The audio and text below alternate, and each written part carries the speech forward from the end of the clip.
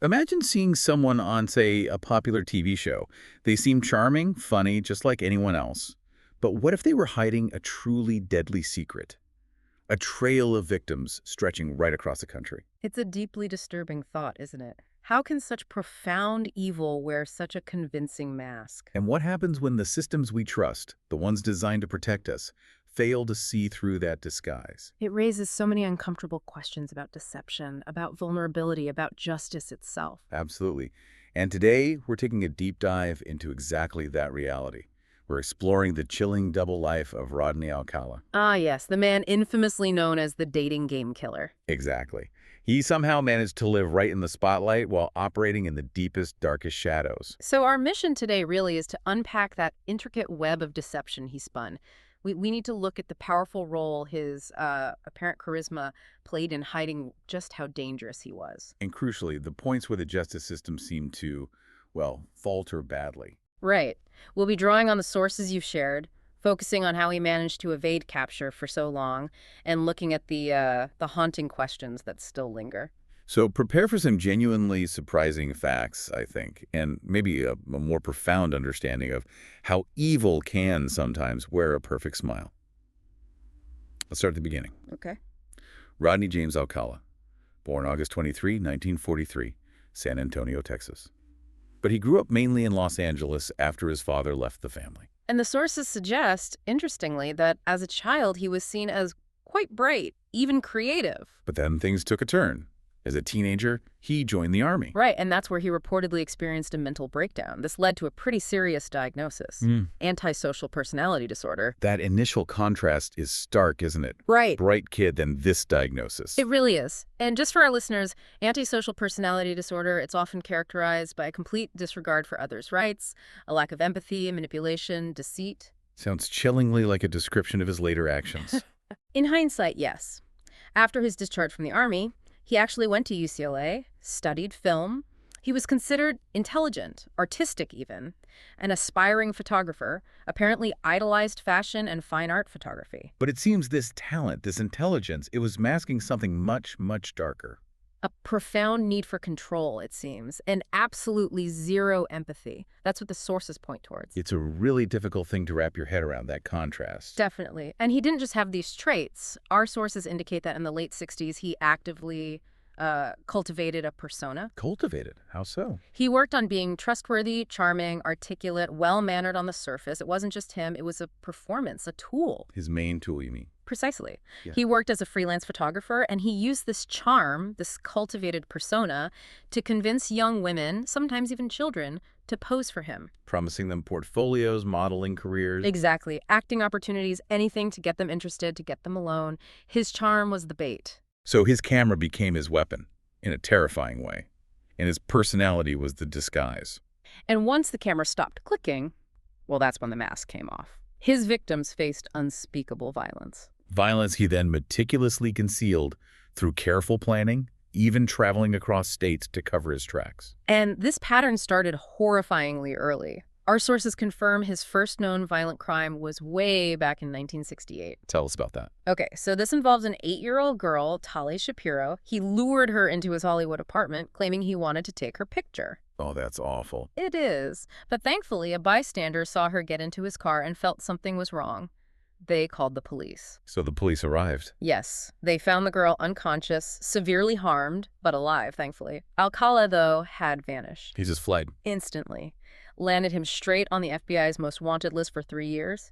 He used the alias John Berger. And what was he doing while he was a fugitive? Hiding out. Not exactly hiding. It's quite unsettling, actually.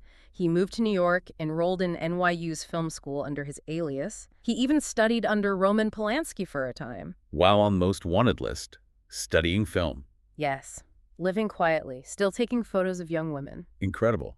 But he was eventually caught, right? He was, in 1971. 2 campers recognized him at a school where he was unbelievably working as a counselor. His identity was confirmed. He was arrested. Okay, so finally, justice for the attack on Tali Shapiro. Well, this is where the system failure becomes really apparent. Despite the brutality of that attack, he was somehow allowed to plead guilty to a much lesser charge. Lesser charge, what was it? Child endangerment. And he was released after serving just 34 months. 34 months. After such a violent crime against a child, How is that possible? It's alarming. And our sources suggest this wasn't just a one-off mistake, it was a profound failure. You mean it happened again? Repeatedly. Between 1974 and 1977, he was arrested twice more. Once for giving marijuana to a teenager, another time for kidnapping. And let me guess. Each time he was released.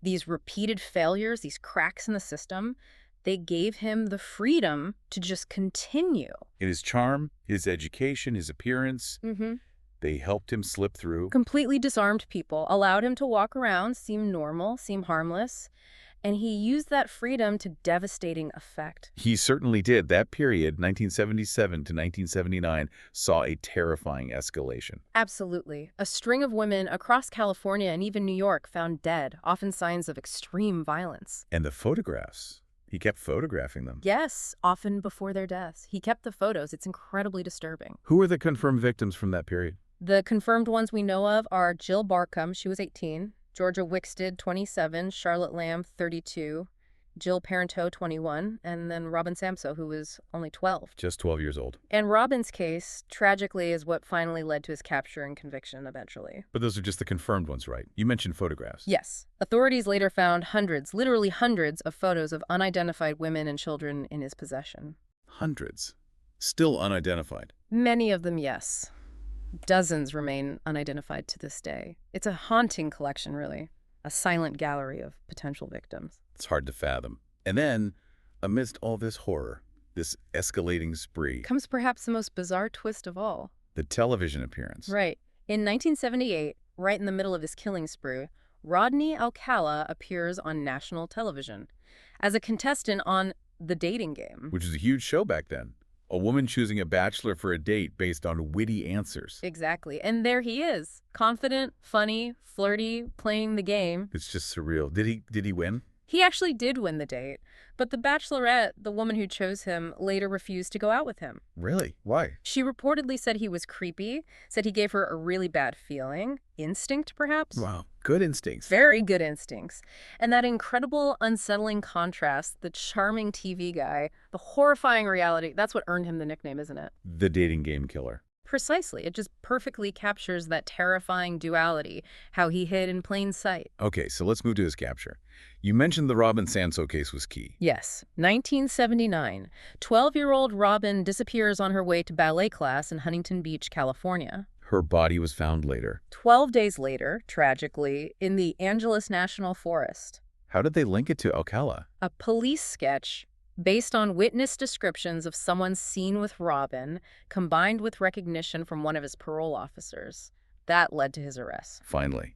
So he was charged with her murder. Charged and convicted, sentenced to death in 1980. But you said his legal saga was far from over. Oh, far from it. That initial conviction, it was overturned. Overturned, why? Procedural errors, things like how evidence was handled, legal protocols not followed correctly, issues with the process, not necessarily the facts. And it happened more than once. It was overturned twice. Each time he had to be retried. Each time he was convicted again. That must have been incredibly difficult for the victims' families. Unimaginably difficult. This went on for years. Finally, in 2010, he faced trial for 5 murders committed in California, including Robin Samso's. And this is the trial where he represented himself. That's right. In a really bizarre, almost theatrical move, he acted as his own attorney, questioning witnesses, cross-examining investigators. I heard he even showed his own photography during closing arguments. He did. Played a self-produced slideshow. It was quite the spectacle, but the jury wasn't swayed. How long did they take? Just 2 days to convict him on all counts. Sentenced again to death. And it was after this conviction that the full extent of the photo cache came out. Exactly. Law enforcement released over 100 of those photos found in his storage locker. Images of women, children, people who had posed for him over the years. And some were identified as missing persons. Yes, some were later identified, strongly suggesting his actual victim count is much, much higher than the ones he was convicted for. That photo cache is just chilling. Potential victims, frozen in time, still waiting for identification, many of them. Haunting is the right word. Were there other breakthroughs? There were, thanks to advances in DNA technology. Years later, decades even, his DNA linked him to two cold case murders in New York City from the 70s. Which ones were those? Cornelia Crilly, age 23, murdered in 1971, and Ellen Jane Hover, also 23, murdered in 1977, cases that had stumped police for decades. But he left traces. He did. And finally, technology caught up. So what was the final tally by the time he died? Well, he was directly linked to at least 8 murders, but suspected in potentially over 100. He might genuinely be one of the most prolific serial killers in U.S. history. And he died in prison. Yes, on July 24, 2021. Died of natural causes in a California prison, age 77. He'd spent more than 4 decades on death row. But the story isn't entirely over, is it? With the unidentified photos. Not at all. Law enforcement continues, even now, to seek public help in identifying the people in those photographs. Many are still listed as missing. The search for answers continues. So, stepping back from this deep dive, what's the core takeaway? I think it's that Rodney Alcala was truly a monster in disguise. He smiled for the camera, charmed people, while destroying lives behind the scenes. It's a brutal reminder, isn't it? That evil can be patient, calculated, and dressed in charm. Absolutely. It wasn't just brute force or rage, though there was violence. It was his ability to make people believe he was harmless. That was his deadliest weapon. A predator with a passport, a camera, and incredibly a stage on national TV. He used them all. And this deep dive really hammers home how that deceptive persona, when combined with those systemic failures we talked about, can have utterly devastating consequences. And the power of that photographic evidence. It's just undeniable. A silent, frozen testament to so many untold tragedies. Pushing us even now to remember those still unidentified souls. So as we wrap up, here's something to think about. In a world where appearances can be so incredibly deceiving, how do we even begin to discern genuine danger from innocent charm? It's a tough question. No easy answers. And maybe, what responsibility do we all share as a society in continuing to help identify those faces, those individuals still unknown, frozen in Alcala's horrifying collection? It asks us to look deeper, doesn't it? To look beyond the surface, something Alcala exploited so masterfully, and to make sure that the search for justice, for identification, never really stops no matter how much time passes. If you enjoyed this video and want to dive deeper into more cases like this one, make sure to subscribe to our channel. Don't forget to like the video if you found the story compelling, and share it with your friends and family who might be interested in true crime and mysteries. By subscribing, you'll stay up to date with all our latest content and join a growing community of curious minds exploring the most fascinating cases. Click the notification bell so you never miss an upload. Your support means everything.